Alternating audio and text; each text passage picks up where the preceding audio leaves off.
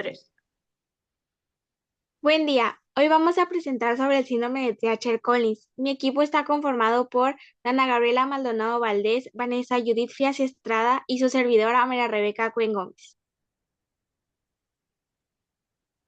El síndrome de Treacher-Collins o síndrome de Franceschetti-Swallen-Klein es también conocida como disostosis mandibulofacial. Quiere decir que es el desarrollo anormal de los huesos del cráneo y de la clavícula.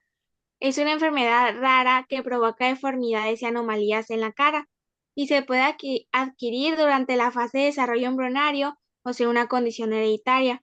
Lleva el nombre de Treacher Collins, ya que fue el cirujano y oftalmólogo que en 1900 describió por primera vez este trastorno.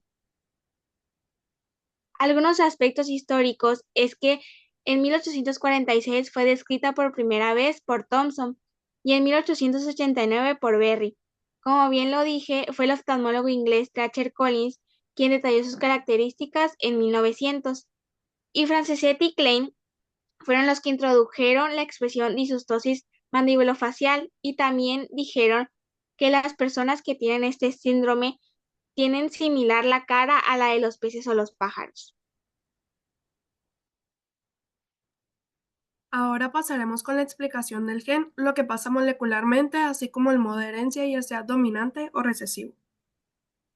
Antes de empezar, me gustaría denominar para las letras Q para el brazo, Q para el brazo largo del cromosoma y P para el brazo corto del cromosoma.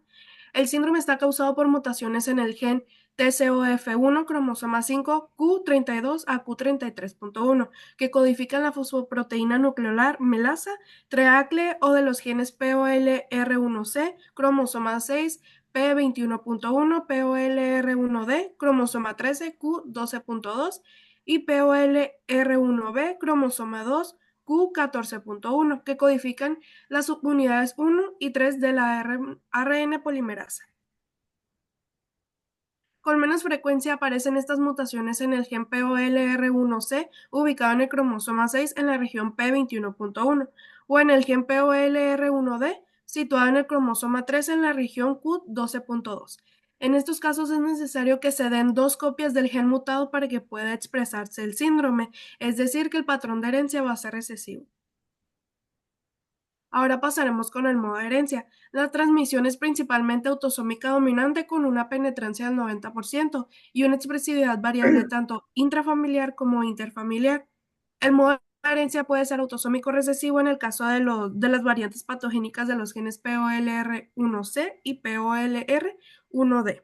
Las mutaciones genéticas asociadas con este síndrome generalmente resultan en la inserción de un codón de terminación prematura en el marco de lectura, que es lo que resulta en una formación de una proteína truncada, lo que impide la correcta localización en el nucleolo, así como la transportación entre el nucleolo y el citoplasma. Ahora hablaremos de los síntomas.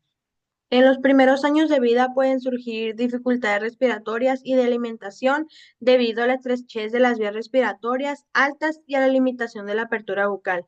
Sus síntomas principales son que la parte externa de los oídos es anormal o casi totalmente ausente, pérdida de la audición, mandíbula muy pequeña, boca muy grande, defecto en el párpado inferior, vello del cuero cabelludo que se extiende hasta las mejillas y paladar hendido. En síntomas característicos tenemos el paladar ojival, paladar hendido, con o sin labio leporino, el 33% de los casos, que puede ser hendidura parcial que llega a la mitad del camino entre el labio y la nariz, o puede ser totalmente que se extiende del labio hasta la nariz de apertura. También los pacientes que tienen este síndrome presentan una dismorfia facial característica con hipoplasia simétrica y bilateral de los huesos malares y del borde infraorbitario. El término hipoplasia se utiliza para indicar que un tejido u órgano se ha desarrollado poco o cuyo desarrollo no es completo. Significa que las células son insuficientes o inferior al normal, así como hay del 78% al 97% de probabilidad de que se desarrolla la micrognatia, que es cuando la mandíbula es más pequeña de lo normal, que resulta en una maloclusión dental caracterizada con frecuencia por una limitación para abrir la boca. También se observa una hipoplasia de tejidos blandos, principalmente al nivel del hueso malar, del borde orbitario inferior y de la mejilla.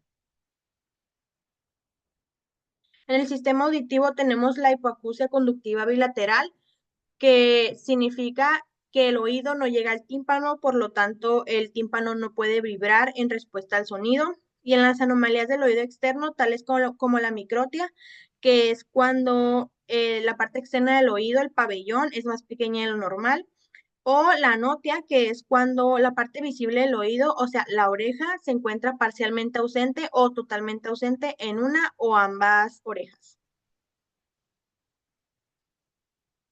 En las manifestaciones oculares incluyen inclinación del borde lateral de fisuras palpebrales, coloboma del párpado inferior entre el tercio externo y el medio, con ausencia de pestañas en el tercio externo del párpado inferior.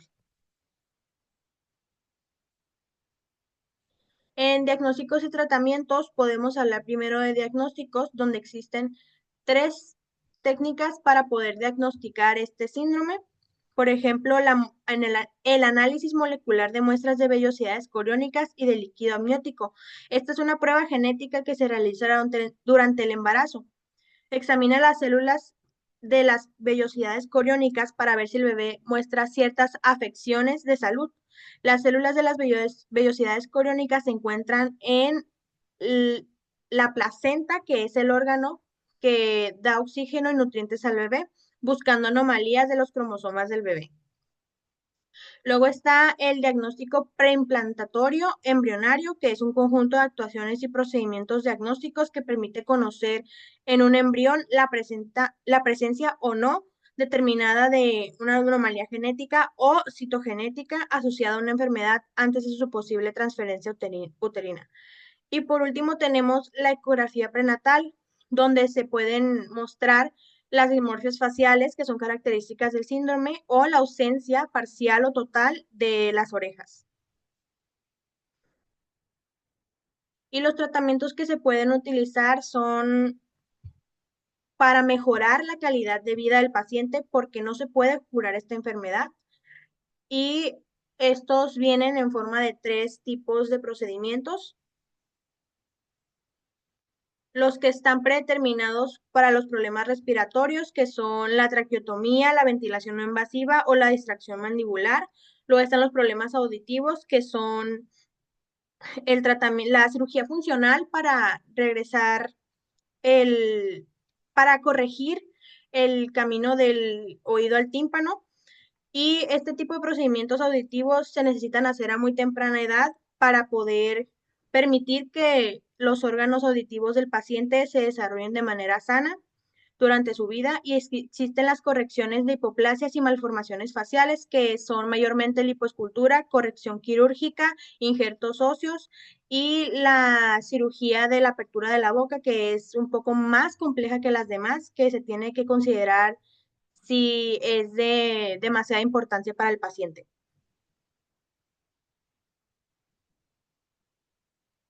Ahora presentaremos algunos casos en el mundo. El síndrome de Treacher-Collins se estima que afecta a una de cada 50.000 personas. Este caso es de un recién nacido, lo que quiere decir que se desarrolló el síndrome durante su estadía en el vientre de su madre. Y al hacerle la radiografía, se estipuló que tiene una hipoplasia unilateral de rama mandibular derecha con macrostomía que desvía la boca hacia el lado afecto.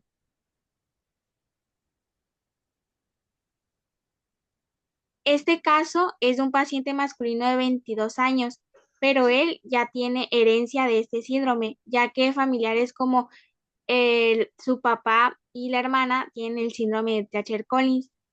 Y se realizó una tomografía computarizada simple de la región cranofacia, y ahí se puede observar las deformidades que tiene. El padre sí se sometió a intervenciones quirúrgicas maxilofaciales y la hermana de 12 años que es también hija de los mismos padres, presenta un dimorfismo facial similar al del paciente que se relata. Ambos casos son de Cuba. Por último, estas son las bibliografías que utilizamos para realizar esta presentación y sería todo de nuestra parte. Muchas gracias.